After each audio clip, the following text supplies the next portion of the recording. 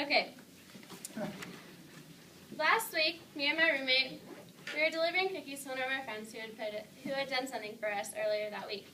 While we were on our way, our car got stuck in mud right outside of a guy's apartment. It was so embarrassing, and we were completely clueless on what to do. But these guys were more than happy. They came out and pulled us out, and their whole apartment just helped us and made sure we were okay. So they were willing to serve us before we were willing to serve other people. I hope today in my speech that I can show you that an act of service a day can change you and other people. It's actually a proven fact that people are not happy when they are only the receivers of happiness. When I was younger, I remember this old lady in my ward. She was always grumpy and never smiled. My mom would always tell me she was just a sad old lady. I never understood why, though. The Relief Society would always bring her dinner and befriend her. She just never was compassionate about it or anything.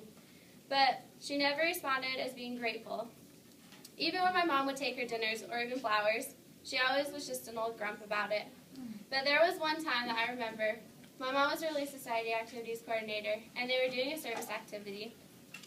Afterwards, the old lady came up to my mom, and she said, "Thank you so much for all that you've done." And she actually smiled. After that, I wasn't as scared of her. But she was still mean and grumpy.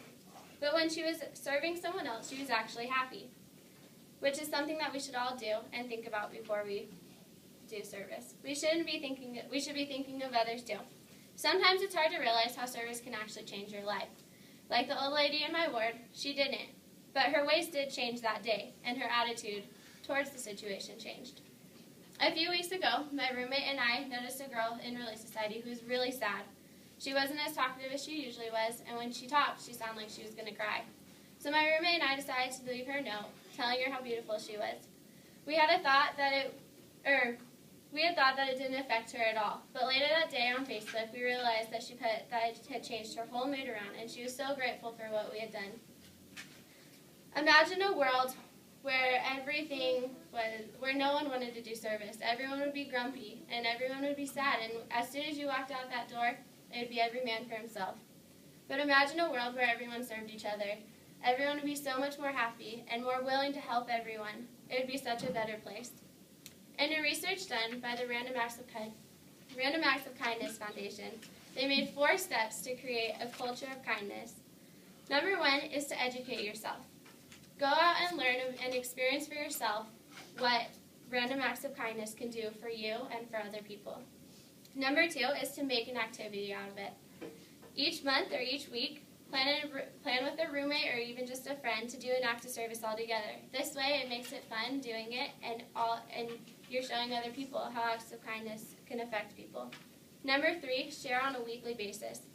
A good story by Thomas S. Monson, he told during a general conference, was that a father who had asked his kids each night, "What did you do for someone else today?"